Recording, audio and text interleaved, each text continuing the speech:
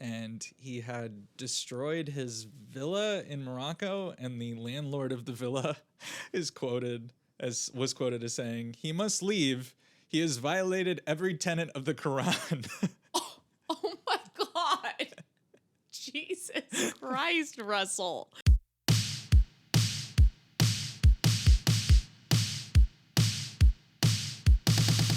Welcome back to the Be Mean Fast Forward podcast. My name is Charlie Jake Sanchez. My name is Kat Solko. I have seen a lot of movies. And I have not. And we are here to discuss 2000 Ridley Scott Gladiator. Wow. Gladiator. Finally. 24 years ago.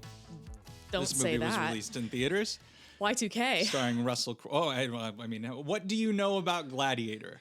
Well, I was 6, and Gladiator was always synonymous with Troy in my head. Mm-hmm. I thought they were the same movie. I also thought that 300 was like a Gladiator sequel or something, or a Troy sequel. Again, I don't really know the difference. I know they were different, right?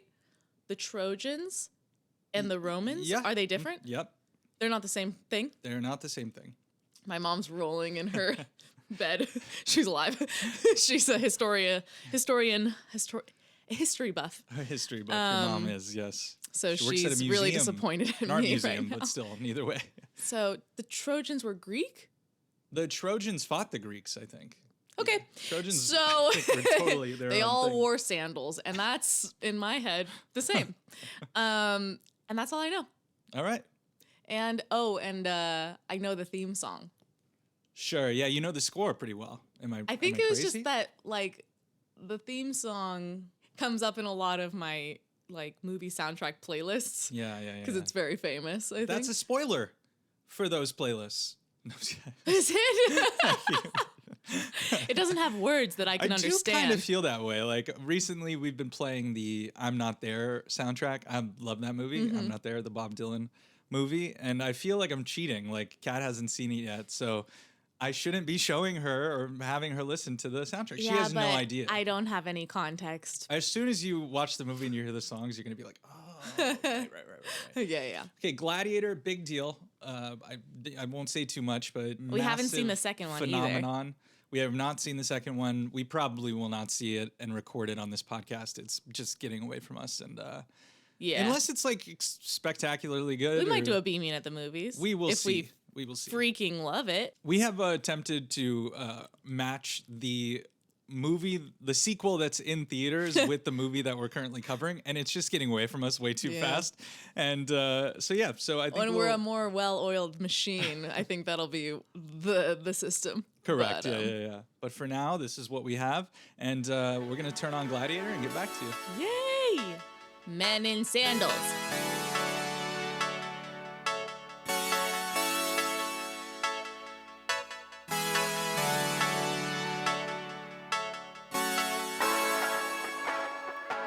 And we're back. Whoa! Russell. Kat. So let's preface this conversation. I forgot to do this in the intro, but Ridley Scott, what does Ridley Scott mean to you? Blade Runner. Mm-hmm. Alien. Yep. We're doing a real Ridley Scott I know. month. I think he's the most watched filmmaker on the podcast thus Really? far. Yeah. I think Denny, it might be a tie with Denny. I'm not sure. Wait, we did Alien. Yep. Alien. We didn't do Blade Runner. We've just talked about Blade Runner a lot. Mind. Oh, wow. Yeah. It feels like we've done Blade Runner. That's so crazy. Okay. Okay. What did you think about Gladiator? It is a movie. And I mean that in as a compliment. It's like kind of Hollywood at its like biggest. Yeah. And most extravagant and most like almost like acid washed filter on everything. Yes. The afterlife thing really was like wigged my eyes out a bit. Mm-hmm. The colorless, as well as the 45-degree shutter that is used throughout the movie that I think is screwing up your eyes. Is that the slow-mo that's not really slow-mo? It's fast-mo. It's like the fast-mo. It's like very, very fast all of a sudden. Yeah. Or they're fighting and the movements are so quick That's the 45-degree shutter. There is slow-mo throughout the movie, but Right. They employed a technique that essentially speeds up. Yeah, has the shutter speed is higher to just create this like fast-moving action. Didn't Mad Max do that? Mad Max does speed ramps, and Oh. and they probably I think they do they experiment with 45-degree shutter as well. But you've never seen Saving Private Ryan? This was like huge in Saving Private Ryan. We won't talk about it, but everybody out there knows what I'm talking Do about. they save him? Saving. That's the question. It's a journey, not a destination. Oh, although there is sorry. a destination. Back to Gladiator. So, Should we recap?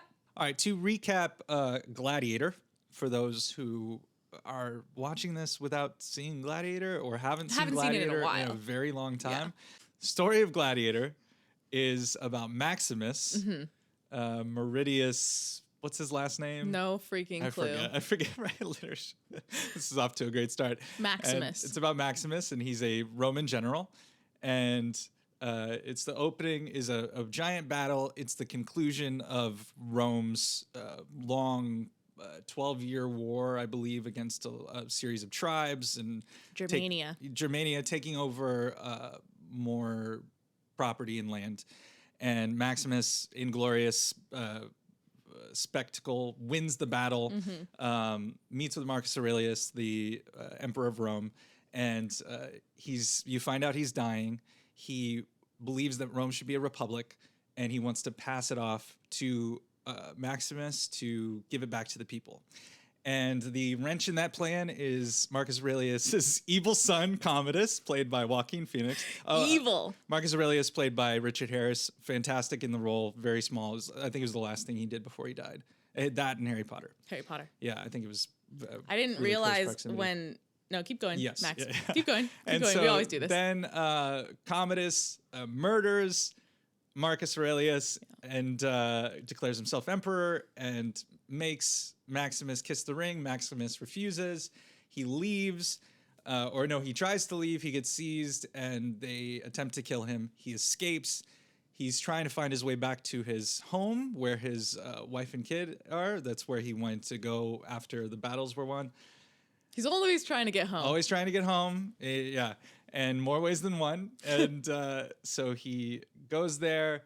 He finds that Commodus has murdered his wife and child. And he is exhausted. He has a wound. He passes out, is essentially sold into slavery, and has to fight in these series of games throughout the Roman Empire as a slave. And then he makes his way to Rome because Commodus has, to win over the people, he's decided that he's bringing back the Colosseum. And so Maximus comes back to Rome as a gladiator and... in a revenge plot. story. Yeah. Chaos ensues, and Commodus finds out that Maximus is the gladiator that has won over the hearts of Rome. And essentially... Twice, a lot of times. Keeps doing it. He It's keeps winning the clearly hearts. he's got the juice, as the kids say. And Commodus does not. He challenges Maximus to combat, stabs Maximus, and Maximus has to fight with a wound. Maximus overcomes, kills Commodus, and then dies, goes to the afterlife to meet Finally his wife gets and to child. his freaking wife and kid. That is the fastest recap we've done in a long time. Yeah, I was really trying not to interrupt with tangents. Very impressive. Thank you. I almost did, but yeah, we'll get Now, to him. that is Gladiator. Back to the beginning of the movie. The giant, spectacular battle in the forest Yeah, really against cool the opening. tribes of Germania. Astounding opening. I honestly, this is hot take. The movie doesn't really sustain the opening. The whole way through. Like, it has moments where it jumps out. Yeah. And reaches certain heights, but that opening is unbelievable. Yeah. It's probably my favorite battle, and it's over pretty quick. My favorite battle that I think I've ever seen in a movie. It's like, it takes a good up there. chunk of the opening. It's a nice, like, kind of like book opening where it's like a huge setting and a huge scene. And then it goes Gladiator. And then the story starts. It's also a fascinating use of like imagery to tell you all about Maximus's character and the way that the men respond to him. Totally. And they watch him the whole time. They establish that he's a honorable person. Honorable. Everyone looks up to him. He has clearly won the respect of all of his soldiers. Yeah. And he fights alongside them and risks his life with them and saves them and they save him. And, you know. And I didn't realize, so what I was going to say is I didn't realize when they kept cutting to the old man on the horse, I was like, okay, he's important. And they kept cutting back to him. And then the second he starts talking, I'm like, oh, that's Dumbledore. I actually always wrote down, there's always a Gandalf / Dumbledore. And I didn't know that was the man who was Dumbledore originally. Right. That's right. So as soon he has this incredibly distinct way of talking and saying sentences. And you know exactly, like immediately who he is. And I thought that was an affect he put on for Dumbledore. And it's just like, that's the way he acts. No, Richard Harris, renowned British Shakespearean actor, did incredible work all his life. And at the end here, that scene where after the battle and he's like, I'm dying, Maximus. And he basically goes back and forth with him. They talk about Maximus's home and how beautiful and well done that scene is. Like where you establish how much it means to him to get back home, how much his life, you know, that he's been away from for 12 years. He knows down to the day, like how long he's been gone. Yeah, or however many years. I forgot how. I think it's 2 maybe years. It's 2 since he's been home. Yeah. But he's been fighting for a long time as the general of the Roman armies. And I think it's just a tremendous performances by both of them in that scene that truly do set up the injustice that comes after and the way it makes you feel. And especially, you know, from there, the killing of the wife and child. That is iconic. I remember feeling so overwhelmed with anger as a kid watching this movie. It's injustice, Yeah. Incredible injustice has been done to this man. And you're on his side. How could you not be? Yeah, exactly. Well, yeah, exactly. I mean, you're on his side before that too, so it's like very true. I just want to point out. I have a little man. A little man right behind me, so that's not my extra shoulder. I just wanted everyone to see that he was napping. It is unclear. It does look like you have a third limb, and I just got a little rump right here. Your paws look very, very nice. Those aren't mine. I did not know. I knew very little about this movie. I mean, I knew they were going to be gladiators. They were going to be gladiating. They were going to gladiate all over the place. But I didn't know who was in it besides Russell Crowe. So when Joaquin Phoenix shows up, I'm like, oh, whoa. And he's so young. Yeah. And he has like a baby face in this almost. Oh, yeah. Because we just saw Joker 2 where he's like gaunt. It's been a hard 24 years. Yeah. Oh, yeah. So perfect casting on Joaquin Phoenix. It was originally up for, I think Jude Law was up for that role. And different version of the same character. I mean, it would have been great, probably. But Joaquin sent in a tape and it was a knockout, they said. I think that Joaquin Phoenix brings like a certain sliminess that is required. Jude Law would be too conventionally like, you'd almost want to be on his side a little bit. I mean, look, we've talked about the talented Mr. Ripley on this podcast. And so there are weaknesses to that character. Jude Law can portray weakness, but the way that Joaquin's weakness turns into that cunning and that evil, sensibility it's incredible. I think the difference is. Sorry, go ahead. Go ahead. No. No, I think the difference is that Joaquin, when he's saying like, "No, I'm not brave and I'm not righteous, but I have other qualities," and like I wouldn't necessarily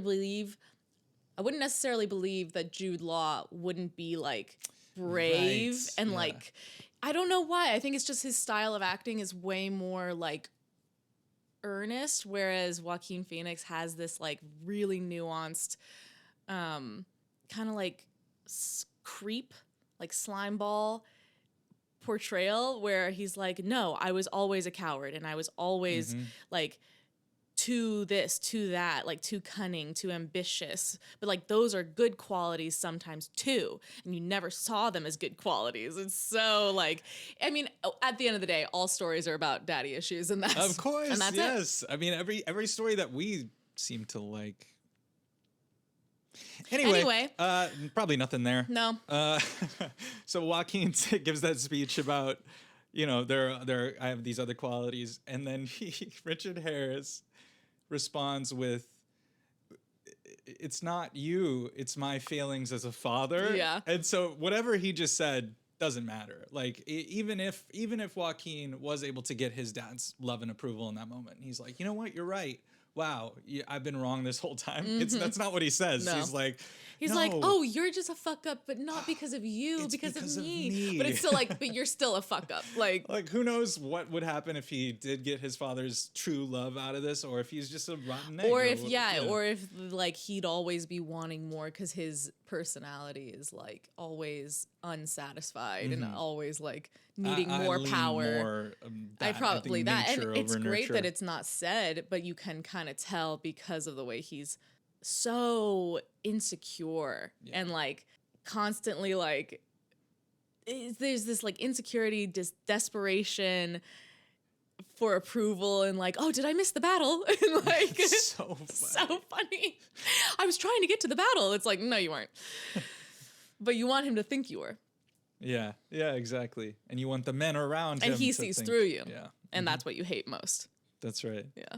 Yeah, the iconic. I can't remember this story. The bird tracking, when he sees the bird on the branch, and then he watches it, and the bird flies away, and Maximus tracks it with his eyes, and then he's like got a little smile, and then he like looks at the battlefield, and then just grims out. Poetic moment in this, what is about to take place. Yeah, it's visually symbolizing like, oh, this man appreciates the beauty of life, but also has the like power and harnesses his power to be deadly and I think fight. Ridley, if I'm not mistaken, this is a video I watched where Ridley was like, I honestly, with the script, we'll talk about the script, but Ridley's like, I didn't know if we were going to have a movie. And when Russell did that, he was like, we got it. We got the goods. Like, Interesting. Russell's performance in this, I cannot imagine the movie without him. Oh, yeah. Yeah. It's one of the more, and at the time, it was roundly accepted as one of the great performances that anyone had ever given, and created this creation of this character, and stepping into those shoes is difficult. The way that this character is talked about, the way that he is seen, how could you live up to that kind of? And I thought, Russell Crowe did a phenomenal job. I love when in the opening when he goes, they said no, and you're like, how does he know that? The dead body is coming with the head chopped off, and it's like, oh yeah, no, that didn't go well. Okay, yeah. I just love that. Like, do you think the negotiations went well? Nope. See, clearly they did not. We're gonna have to kill some people. Yeah, I think that the movie in its totality is not the most subtle to me, but the opening was very subtle. So I wonder completely agree. What happened during the whole filming. So there are thank you for segueing right into this. David Franzoni, the writer, is that his name? David Franzoni. Yeah, David Franzoni was the writer on this, and he had written this based on the book Those About to Die. Oh, I wish I wrote down the author's name. Those About to Die. And he made a TV show about it recently. Yeah, exactly. Yeah. And they had that book had been written in the 70s, I believe. He had read it in the 70s after it had been published. No, it was written in the 50s or 60s actually, and he read in the 70s. As he was traveling through Europe, he read the book in Baghdad, Iraq. It had been given to him by this Australian woman. I think he was on like a motorcycle tour in the 70s. Cool. And he, before even reading the book, he had noticed all the arenas all over Europe. And then once he got to Turkey, he was like, whoa, this was like a franchise. Yeah. This was like the NFL or something of its time. It's literally, right? it's the organized sports of the time. And the woman gave him the book and was like, you got to read this. And it is about that. It is about the franchising of the gladiator battles. And the original script had references to what actually happened. These gladiators would have so much sway, have so much public love that they had brand deals even back then for like olive oil and sandals or things like that. It was like that was in the original script. It was decided that it was too, people would think it'd be too anachronistic. But so the script, Russell Crowe hated the script. They only had really like 35 pages that were like filmable, considered filmable. And based on his opinion alone? Based on most everyone's opinion, it was like, this is kind of unworkable in the way that we want to do it. I think it was also supposed to be more historically accurate. Okay. And the Commodus character being the way that he is with Marcus Aurelius, it wasn't necessarily like that. It was more of a passing of the torch in real life. And Commodus was a cunning, not likable, emperor, but his dad didn't really have problems with him. Commodus had been ruling. Know of. Yeah, true. But Commodus had been ruling for, I think, 3 years before the dad passed the torch. It was essentially like they were sharing power. I see. And or he was poisoning him behind the scenes. Or he was poisoning him. Yeah. Just saying, there's more than one way to skin a cat. They had brought in John Logan to do a rewrite. Who's that? John Logan had written Any Given Sunday. He's a renowned screenwriter as well. But it was still not up to, Russell standards or... Was he a big movie star at this point? Russell was becoming a big movie star. Russell got this role because of LA Confidential. LA Confidential had come out, made him a big star. It was in 1997, I think. He had just got done shooting The Insider with Michael Mann, and he was like bald because he was wearing like a wig in The Insider. And so he was really full of himself. And I think now he's kind of like humbled out a little bit, but once the filming had started, they were burning through pages so much quicker than they thought. And I think, probably that big battle scene was probably the first thing they shot, maybe. Yeah? Maybe, I don't know. I was just curious if you knew or thought that maybe not. That was a Crowe addition, or do you think, my question is, do you think that Crowe's like dislike of the original script made the movie more on the nose, or did it, or was it like those little pockets of like really good subtle storytelling? It's widely agreed upon that the kind of like the structure of the movie and the lines and stuff, there were some things that... So William Nicholson had been brought on. He was a playwright. He did this play Shadowlands. I'm not familiar with him, but he had come on to do rewrites after the John Logan thing, and everybody was working together. I think it was like kind of a collaboration, and Russell Crowe hated that too. Like there were lines where a producer was quoted anonymously. Russell didn't want to say the line that's in the trailer. It's like really famous. In this life or the next, I'll have my vengeance. He thought these were just like really ham-fisted things, and he's quoted as saying, "I'm the greatest actor alive. I can make anything work." Like essentially. So do it.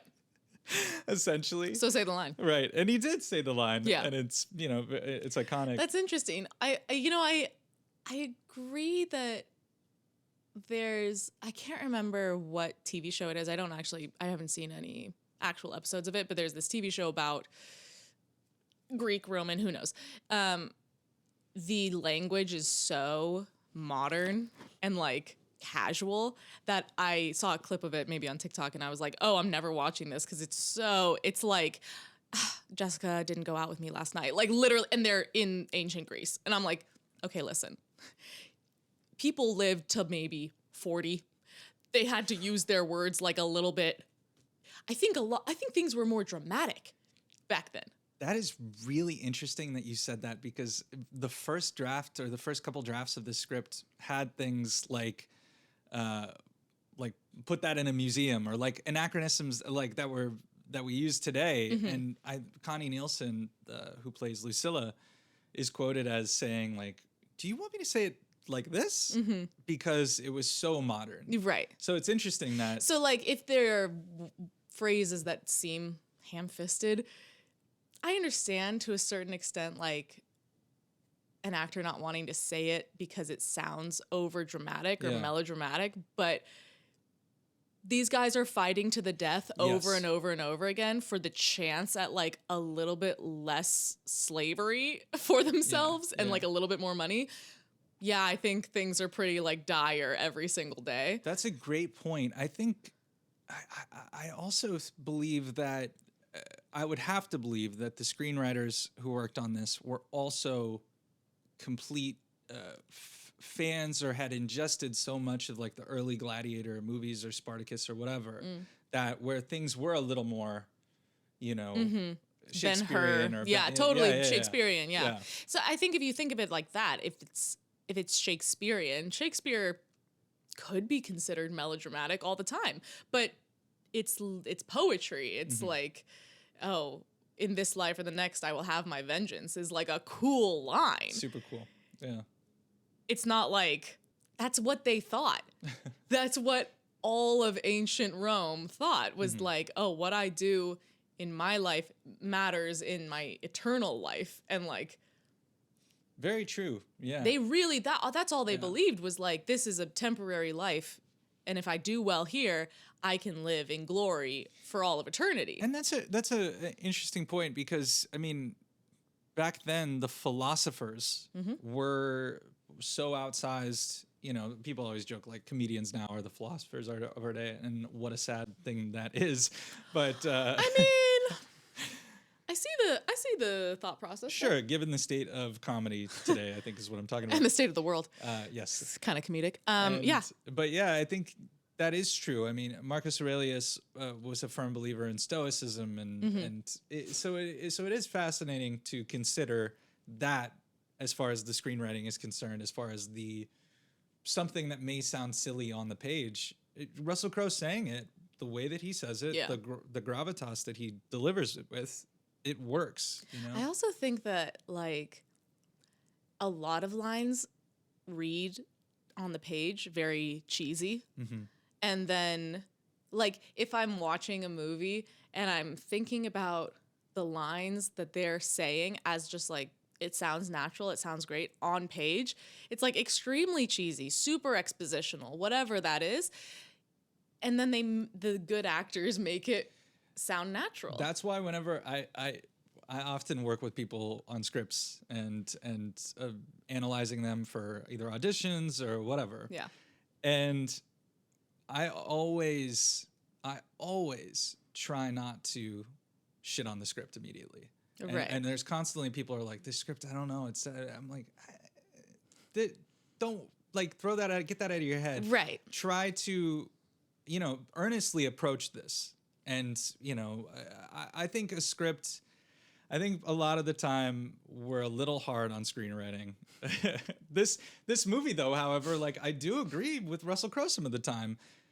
This movie is incredibly, I think because of these problems with the screenwriting process they had on this movie, it's very on the nose. Yeah, inconsistently, like there's inconsistency in terms of sometimes the movie's asking you to read between the lines. Sure. And then sometimes the movie's like, this is what we're showing you. And this is what you should think. To me, is a lot of the time Joaquin's lines. Yeah. I felt like were incredibly on the nose, where he was constantly speaking in text. And that's a Shakespearean thing too. It's like he's stating his feelings about it. Right. And even when when there's subtext where he's like talking about murdering the kid, but he's not quite saying that he's gonna murder the kid in front of the kid, but the kid's like, wait, is he talking about murdering me? Wait, what? and so it's very unsubtle, and those were some of the things that I remember. I remember this movie very fondly. I loved this movie when it came out. Everybody I knew watched this movie so many times. My uncle, I think, had it on a constant loop in the house when we used to come visit. Shout out Uncle Dace.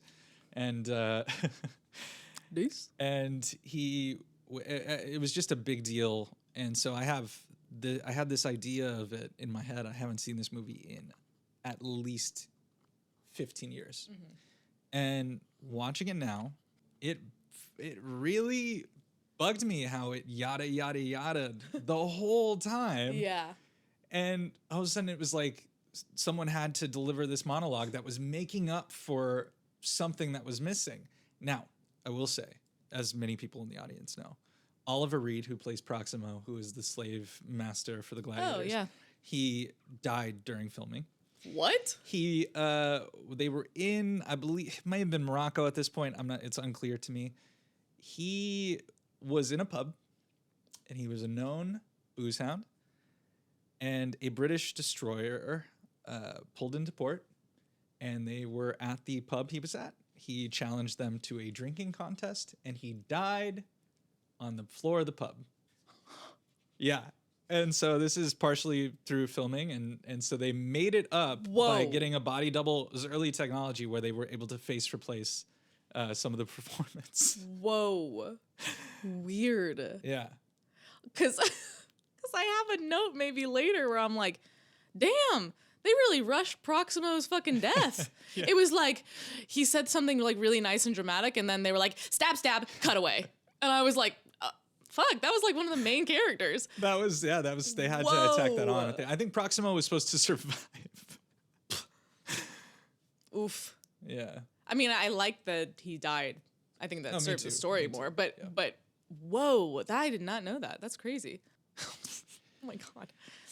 Russell Crowe was also drinking, boozing, and he had destroyed his villa in Morocco, and the landlord of the villa was quoted as saying, "He must leave. He has violated every tenet of the Quran." Oh my God. Jesus Christ, Russell. Good God. That's so crazy that he had this like reputation and this image, this brand, because the Russell Crowe I know is like the one who can't sing in Les Mis, you know, like the like dad figure. He's almost become like Uncle Russell. Yeah, Uncle Russell Crowe. That's like, oh, that's just a sweet old guy, you know. But no, he was a fucking menace. Him and Christian Bale and Joaquin. I mean, to a certain degree, but like I think at that point, social media, pre-internet, like almost new internet era, you could still get away with so much shit. Right, yeah. People are still doing those things, but they're doing it in private. Right. And probably earlier than that, like in the heyday of Hollywood, like it was so fucking how awful it must chaos. Have been. But I mean, like Gwyneth Paltrow, I just saw this interview from a while ago where she was like, "Oh yeah, I miss the '90s. You could just do cocaine in the club all the time," and it's just like, yeah, because no one had phones with cameras on them. Like it was. And then like the amount of cowing to like leading men, celebrities, egos was apparently like super rampant. They could just go, "Oh, yeah, you can make me the lead of this movie, but I hate everything you've ever written. Rewrite it for me." I know. And then they'd be like, "Yes, sir." It does feel like, I mean, who knows? No, it does. Never mind. I was going to say it feels like things have changed, but maybe not. Who knows? I think it's definitely more hushed. Yeah. Definitely more, it's not socially acceptable anymore as much. So if it's going on, it's behind the scenes. It is very strange though, because there is bad behavior on like streaming and stuff now. There's bad behavior happening in the public, but it's part of their brand, like people's brands now. Mm-hmm. Yeah, the "Am I Not Merciful" line was a Joaquin Phoenix original. "Strength and Honor" was a Russell Crowe improv based off of his high school had like "Truth and Honor" or something as their Latin screed. And it's so interesting. Ridley was there. They wanted Ridley to do the movie. They didn't have a script, or they only had the working script, and so they were going to show him the working script. So the producers had showed him this painting, Pollice Verso. And it's a really famous painting. It's a gladiator with his foot on another gladiator with, I think he's got like a trident. And the gladiator who has the foot on him is signaling to the crowd like for judgment, and the crowd is like, yeah. Everybody's in the crowd is like bloodthirsty and and so they showed him this and they were like, we can show you the script, but this is like This is the vibe. the visual vibe. Yeah. And he was just, I'm in, I'll do it. He's like, well, you haven't read the script yet. And Ridley is like, I had been so experienced at that point as a director that sometimes there's just a split second decision you have to make, and he felt it in that moment. And like all scripts have problems. We could work through it. I want to do this movie. Sure. But Ridley, one of the great visual artists of filmmaker. Yeah. And so it makes sense that he would be like, that's the thing I haven't done. Like, Side that I note, want to do. I did not know the thumbs up was ancient. Like as a symbol, as a communication style. Good. It's probably cavemen. Like I never really thought about, when did people start going like, yeah, I approve, or no, I disapprove, or like, what am I gonna do? What am I gonna do? Yeah. I have no idea. I love Joaquin's like. Yeah. Man. Honestly, I think my favorite performance, even though he has the on the nose lines, like, I think he does really well as an actor in that he makes it make sense for the character to be so on the nose. Like he's just a crybaby sometimes, and vulnerable the whole time, weakness. Yeah, vulnerable. So, like he's weakness personified, and he's just voicing, I want people to love me. Why doesn't anyone love me? And like, if they can't love me, then I guess I'll make them fat and happy and like distracted. And you know, it's the thesis of like bread and circuses. Yeah. So I always think about that too. Well, they're literally throwing bread into the audience at one point, and I was like, oh yeah. That's you keep the people fed and you keep the people entertained. They really don't care about anything else. Yeah, Joaquin, I think in an interview once he was talking about working on this, and he felt his performance, I think, is informed by his nerves and him feeling like he was doing a bad job and that he was. Well, his accent's not great, but right. But if they just made him an American, like let him have his own accent, I feel like he'd be more confident. The Denzel-ification of Gladiator 2. Who knows if that's gonna work for us? But like, I think it's gonna work for me. I have good feelings about it. Make the actor as confident as possible. If they're filming and they're like, man, he really can't do a British accent, and you can tell that he knows that, make it like let him have his own voice, and then. I think that there's so much anachronistic bullshit in movies anyway. Well, it's terrible now. I mean, in the ways that like there are certain TV shows where the anachronism is the point, right? And it's so over the top. But look, if you're leaning into it, you're leaning into it. And yeah, exactly. Shows, like audiences suspend their disbelief as long as what they're consuming is entertaining and well done. And it's telling you what it is. It's going. Turn off your brain. Don't worry about it. Don't worry about that. Just part. focus on what they're saying, not how they're saying performance. And Denzel, for example, it's interesting because he did Much Ado About Nothing. Is that right? Yeah. And he is not necessarily speaking in a British accent, but he is speaking in a Shakespearean one. Right. And more refined American accent. I'm excited about the Gladiator 2 thing because I hear it's like super Brooklyn. Like he's come on, gladiators. Denzel. Hold on, let me look. Okay, can we talk about real quick? The soundtrack is just the Pirates of the Caribbean soundtrack, pre-Pirates of the Caribbean. Hello, Hans. Yeah, Hans, baby. I understand like recycling some motifs, but like every single one, I was like, dun, dun, dun, dun, dun, dun, dun, dun, dun, dun. I was like, are you kidding me? This is just, and maybe if I had seen them in order, I'd be like, Pirates of the Caribbean is a total ripoff of Gladiator, but Pirates of the Caribbean came first for me, so. Well, yeah, it was 3 years later chronologically. He was like, listen, I'm busy. Can we just take some of this and just copy it over here? And we'll figure it out. Well, that has to do, I think, with some of the influences that Hans is pulling from. I believe his True Romance, like the most famous "You're So Cool" from True Romance, is from a different composer, like an early composer's work that he's referencing. So thing about Hans or people like Hans who are considered geniuses is they do pull from history. They do have a cult of genius around them where they have a million assistants and they have a million Yeah, they have a million ghost composers. yeah, ghost composers helping. or what are they called? It's like just assistants Yeah. on references. Hans, Kanye West. This is something that happens. No, yeah, all the I mean time. it takes it's one man's name on the score, but That's why I love Tar so much, because that movie is about all the people propping up a genius, and the Totally. movie did not get enough love. amen. The best picture every year, basically.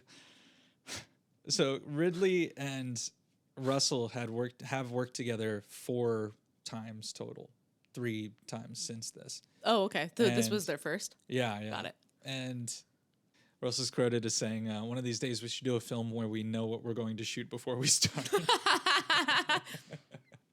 Well, that's funny because I heard that Ridley Scott's a pretty exacting director. Yeah, but my man has 8 cameras going. He's he wants to make the day. He wants to make that day. Yeah. Meaning what? Meaning he's not like Clint Eastwood where it's all right, 1 take in the books. He is trying to capture it all very quickly. He is trying to, and he has a specific way of doing it. It's the same way with Fincher and those 8 cameras that he used, the red cameras, in addition to, I think, the Venice or whatever on The Killer, where he capturing everything. And Right. some of that's for compositing, and some of that is for performance, and some of that is, it's just to I mean, make yeah, the that day. would be my thought too.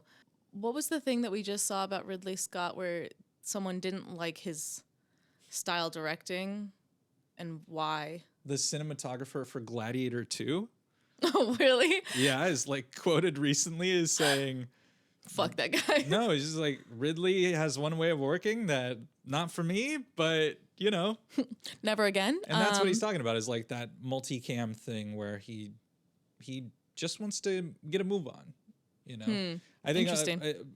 filmmaking, traditional filmmaking is you light You the take your one time the one shot with or what the you're one doing, scene yeah. one at a time, and you really take your time doing it.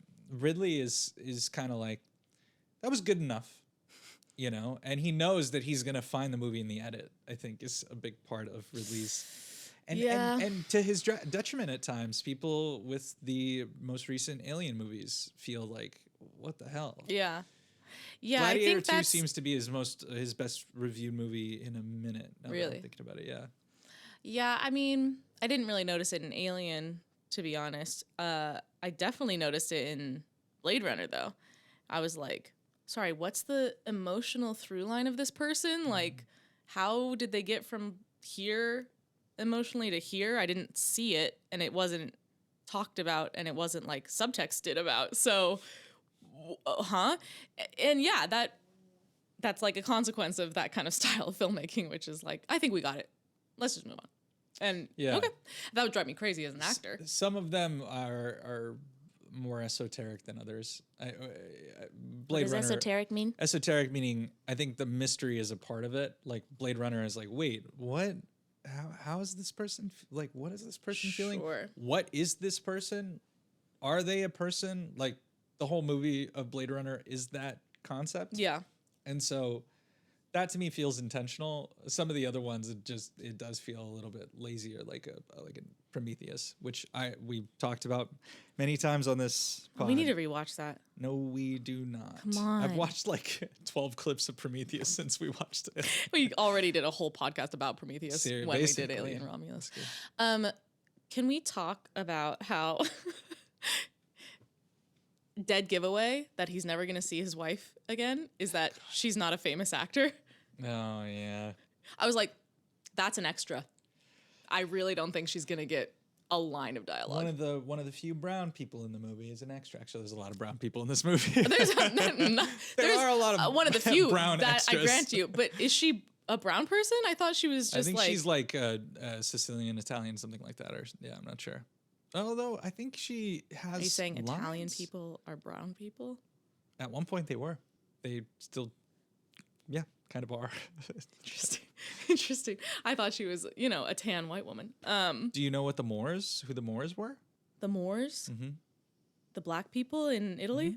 Yeah, Yeah. I know. Yeah. Othello. There's like a big. Oh yeah, duh. He's a Moor. Yeah. I'm sorry, it just gets whitewashed from history. That's all. That's the reason why I was asking. Okay, but also he was like, it's pitch black like my wife's hair, and they cut to his wife, and she has like golden brown hair. Like, if you're gonna cast a person of color, cast a person of color and make her hair pitch black.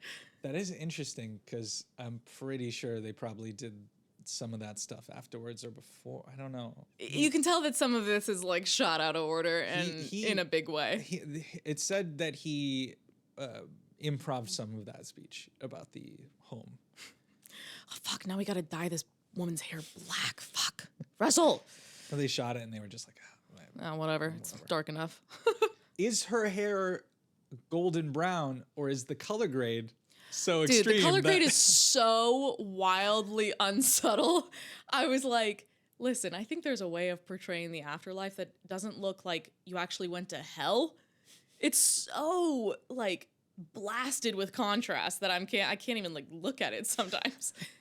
It was really unsettling. I do like a choice. I do like when someone makes a choice in a movie. What I did like was the old school slow-mo that's like choppy. Mm-hmm. Love that.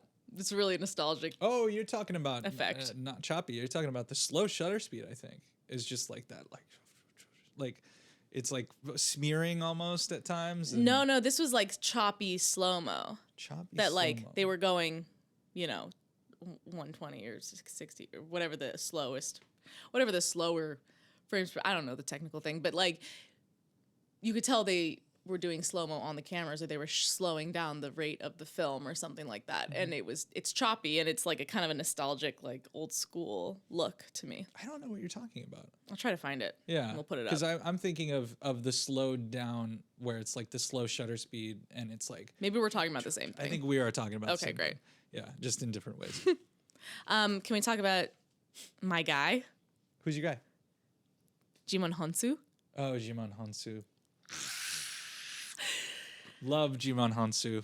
Big old crush on Djimon Hounsou Big in fan. every single thing he's ever been in. Big fan. And you haven't seen Blood Diamond, right? No, but I have seen Beauty Shop, Oh, Beauty Shop. He's really good in. and he's excellent He's in very Beauty handsome Shop. in Beauty Shop. Yeah, my he's one of the Queen most. Latifah was like, him. Yeah, I want him. definitely. Let definitely. me make out with him for a day. He will. We're big fans of Djimon Hounsou on this He's podcast. so good. He's just Incredible. so good in every single thing. Djimon Hounsou, they were shooting these action scenes, and it was pretty intense. Like people were getting injured and hurt all the time. Mm-hmm. Djimon Hounsou stabbed someone in the head accidentally. This seems like a fucking nightmare of a set. Well, yeah, Russell Crowe, I think, like tore his Achilles, like threw out his shoulder. That is from Troy. So that I wanted to talk about that when you said it, but yeah, all those movies were in response to Gladiator. So Troy's after. Troy is after Centurion, 300. All those movies are. Wait, we need Sword and Sandal movies. Like 300, maybe not. I think it's based off a graphic novel, but same thing where they're like, Sure, "Give me we're all gonna the- make it now give because me all it's the property you could profitable. Yeah. find." Yeah. Mm-hmm. So yeah, Djimon Hounsou, awesome. But Yeah. the quotes are hilarious about he's just like, yeah, like stab someone in the head. It was really Sorry, unsafe. I don't know. No one was there to tell me not to. Sorry. This movie, as the year went on, it was clear that Russell Crowe was probably going to win Best Actor, and he did.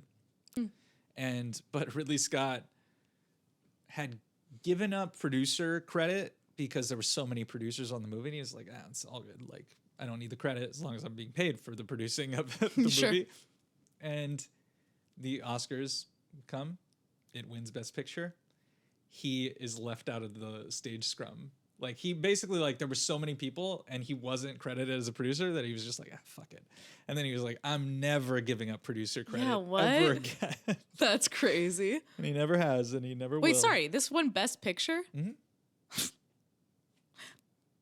Okay. Yeah.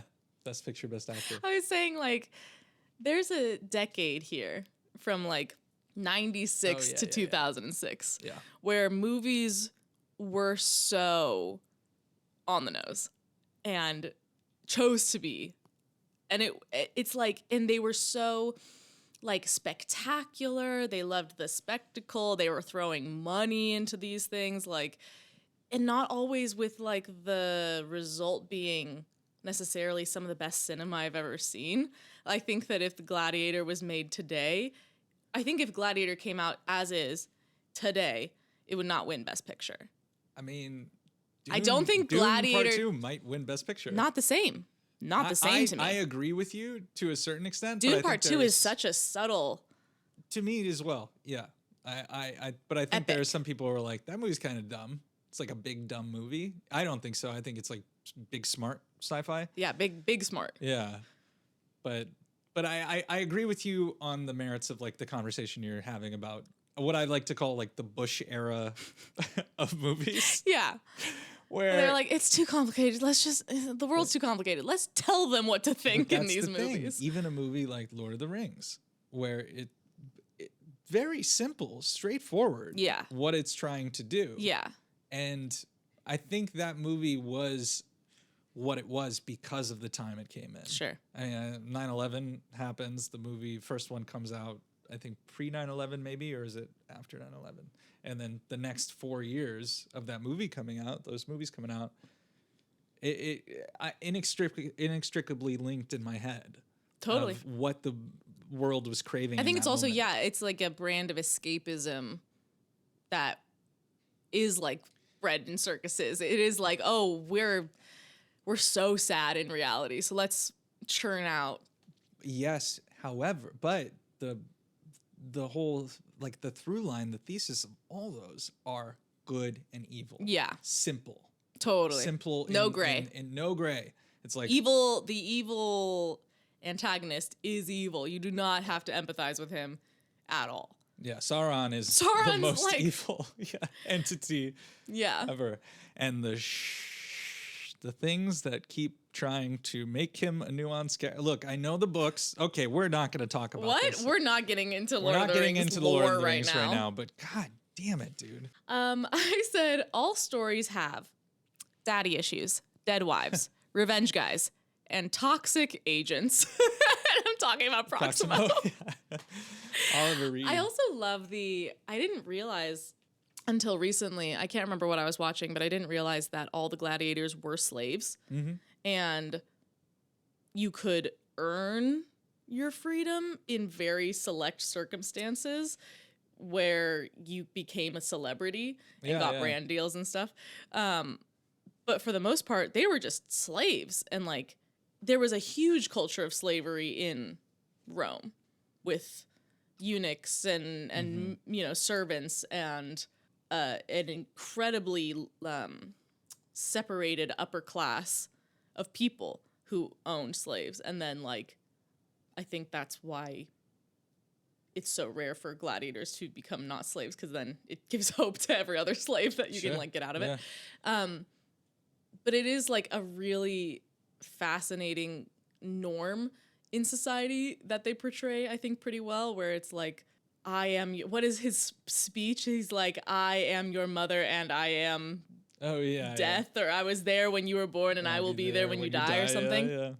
And yet he becomes this like father figure to Maximus almost in place of Marcus Aurelius, which is interesting. It's interesting the point that you make about the winning your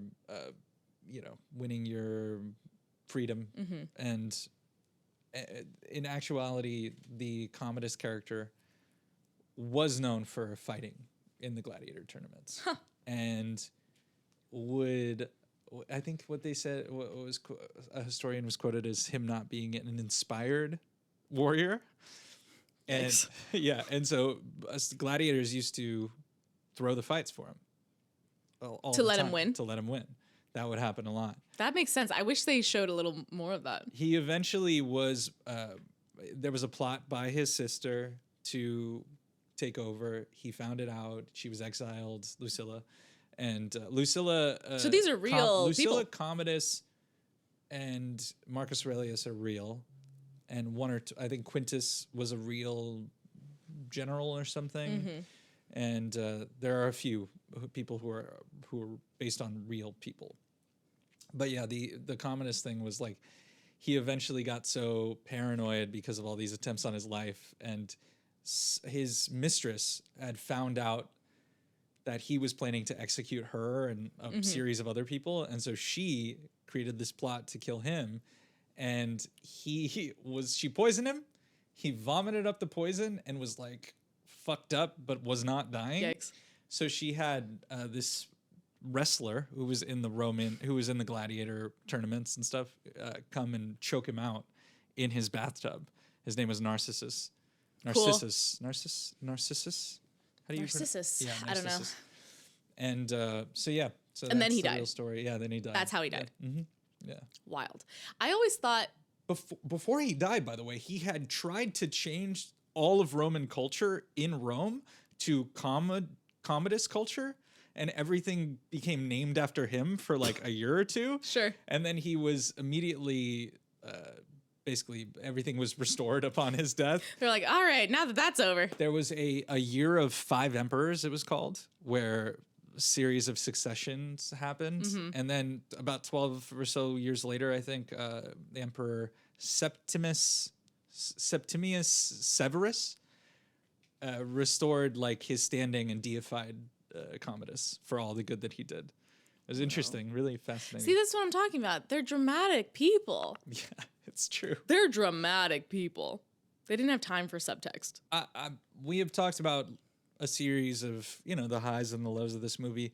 The highs of this movie are incredibly high. The performances are excellent. The dramatic, the things that are a little on the nose in the script make for a very dramatic, emotionally satisfying moments in the movie. Yeah. And so I do want to give credit where credit's due on a lot of the movie is great. It just is more flawed than I ever thought in my head. And so I'd be interested in how people feel when they revisit something like this and listen to the pod. Yeah, and people who don't have the nostalgia, like I don't. I feel like if I watched Troy, I would be like, ooh, interesting.